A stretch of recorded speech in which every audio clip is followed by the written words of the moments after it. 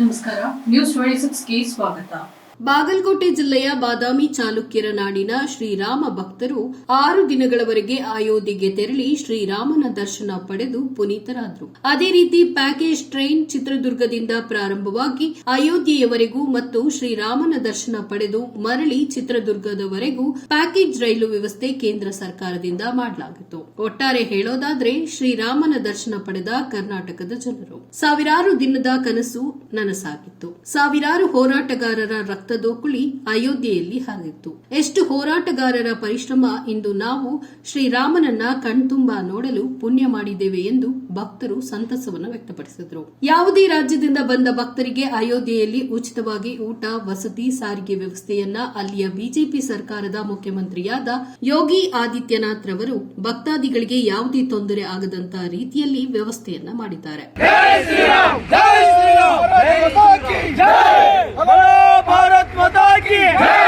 ಮತ್ತು ಈ package ಟ್ರೈನ್ಗೆ police security ಅಚ್ಚುಕಟ್ಟಾಗಿದ್ದು ಪ್ರತಿಯೊಂದು ಬೋಗಿಗೂ ಒಬ್ಬೊಬ್ಬರಂತೆ ಗನ್ ಮ್ಯಾನ್ ಇರುತ್ತಾರೆ. ಒಟ್ಟಾರೆ ಹೇಳೋದಾದ್ರೆ ಇಷ್ಟು ಸುರಕ್ಷಿತವಾಗಿ ನೋಡಿಕೊಂಡು ಕರ್ನಾಟಕ, ಮಹಾರಾಷ್ಟ್ರ, ಮಧ್ಯಪ್ರದೇಶ, ಉತ್ತರ ಪ್ರದೇಶದ ಪೊಲೀಸರಿಗೆ ಧನ್ಯವಾದಗಳನ್ನ ರಾಮ್ ಭಕ್ತರು ತಿಳಿಸಿದ್ದಾರೆ. ಭಾರತ ದೇಶದ ಬಹುಮುಖ್ಯವಾದ ದೇವಸ್ಥಾನ ಅಯೋಧ್ಯೆಯ ಶ್ರೀರಾಮ ದೇವಸ್ಥಾನ. ಶ್ರೀರಾಮ ದೇವಾಲಯದ ಸುತ್ತಲೂ ಇನ್ನು ಮಂಟಪಗಳು ಕಾಮಗಾರಿ ಹಂತದಲ್ಲಿವೆ ಮತ್ತು ರಾಮಾಯಣದ ಇತಿಹಾಸ ಸೂಚಿಸುವ ವನ್ಯಧಾಮ, ಶ್ರೀ ಮಹರ್ಷಿ ವಾಲ್ಮೀಕಿ ಇತಿಹಾಸ ವನ್ಯಧಾಮ, ಸಂಪೂರ್ಣ ರಾಮಾಯಣದ ಚಿಂತನೆಗಳು ಅಲ್ಲಿ ಮೂಡಿಬರಲಿದೆ. ಮುಂದಿನ 4 ರಿಂದ 5 ವರ್ಷಗಳಲ್ಲಿ ಸಂಪೂರ್ಣವಾಗಿ ಅಯೋಧ್ಯೆಯ ಕಾಮಗಾರಿ ಪರಿಪೂರ್ಣಗೊಳ್ಳುವುದು. ಒಟ್ಟಾರೆ ಹೇಳೋದಾದ್ರೆ ಶ್ರೀರಾಮ ನಾಡಿನ ಜನತೆಗೆ ಆಶೀರ್ವಾದ ಮಾಡಿದ್ದಾರೆ ಎಂದು ಭಕ್ತರು ನಂಬಿದ್ದಾರೆ. ವರದಿ ಪಾಂಡು ಗಿರಿಯಣ್ಣನವರ, ನ್ಯೂಸ್ 26 ಕನ್ನಡ, ಬಾಗಲಕೋಟೆ.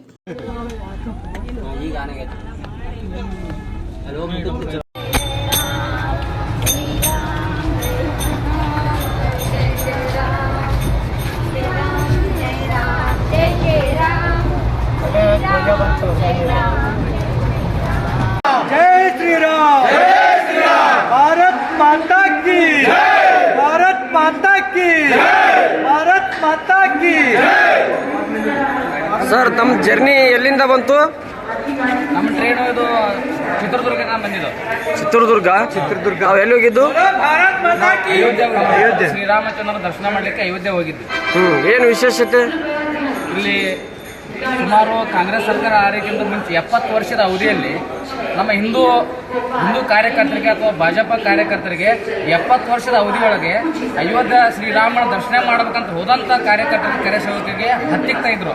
ಆದರೆ ಈಗ ವಿಶೇಷತೆ ಏನಂತ ಬಂದರೆ ನಮ್ಮ ನೆಚ್ಚಿನ ಪ್ರಧಾನಮಂತ್ರಿ ಆಗಿರ್ತಕ್ಕ ನರೇಂದ್ರ ಮೋದಿಜಿಯವರು ಮತ್ತು ಬುಲ್ಡೋಜರ್ ಬಾಬಾ ಎಂದು ಹೆಸರು ಪಡೆದಿರ್ತಕ್ಕಂಥ ಮಾನ್ಯ ಶ್ರೀ ಯೋಗಿ ಆದಿತ್ಯನಾಥ್ ಅವರ ಸಹಕಾರದಿಂದ, ಭಾರತೀಯ ಜನತಾ ಪಕ್ಷದ ಸಹಕಾರದಿಂದ ವಿಶೇಷವಾಗಿ ನಮ್ಮ ಕರ್ನಾಟಕದ ಭಕ್ತಾದಿಗಳಿಗೆ, ಹಿಂದೂ ಜಾಗರಣ ವೇದಿಕೆ ಭಕ್ತಾದಿಗಳಿಗೆ, ಭಾಜಪಾ ಕಾರ್ಯಕರ್ತರಿಗೆ ವಿಶೇಷವಾಗಿ ಭಾರತೀಯ ಜನತಾ ಪಕ್ಷದಿಂದ ಶ್ರೀರಾಮನ ದರ್ಶನ ಮಾಡಲು ನಾವು ಪುಣ್ಯ ಪಡೆದುಕೊಳ್ಳೋದು ಯಾರು ವಿಶೇಷ ಕಾರಣೀಕರ್ತರು ಅಂತಂದ್ರೆ ನಮ್ಮ ನೆಚ್ಚಿನ ಪ್ರಧಾನಮಂತ್ರಿ ನರೇಂದ್ರ ಮೋದಿಜಿಯವರು ಮತ್ತು ಯೋಗಿ ಆದಿತ್ಯನಾಥ್ ಅವರ ಮುಖಾಂತರ. ಸರ್, ತಮ್ದು ಯಾವ ತಾಲೂಕು?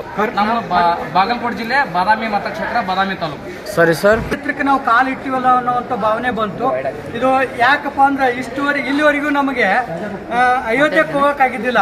ಇಂಥ ವ್ಯವಸ್ಥೆಯನ್ನ ನಮ್ಮ ಭಾಜಪ ಮತ್ತು ಹಿಂದೂ ಜಾಗರಣ ವೇದಿಕೆ ಕಾರ್ಯಕರ್ತರು ಚಿತ್ರದುರ್ಗ ಮತ್ತು ಗದಗ, ಬಾಗಲಕೋಟೆ ಈ 3 ಜಿಲ್ಲಾದಿಂದ 5 ಜಿಲ್ಲಾದಿಂದ ಹಾವೇರಿ, ಹುಬ್ಳಿ ಇವೆಲ್ಲ ಇಲ್ಲೆಲ್ಲ ಸಹೋದರತ್ವ ಭಾವನೆ ಬಂತು. ಒಂದು ಒಳ್ಳೆ ನಾವು ಪವಿತ್ರ ಕ್ಷೇತ್ರ ನೋಡಿ ನಿಜವಾಗಿಯೂ ಕೂಡ ನಮಗೆ ಇಂಥ ಒಂದು ಅವಕಾಶವನ್ನು ಒದಗಿಸಿಕೊಟ್ಟಂತ ನಮ್ಮ ಪ್ರಧಾನಮಂತ್ರಿ ಮೋದಿಜಿ ಅವರಿಗೆ ಮತ್ತೊಮ್ಮೆ ನಾವು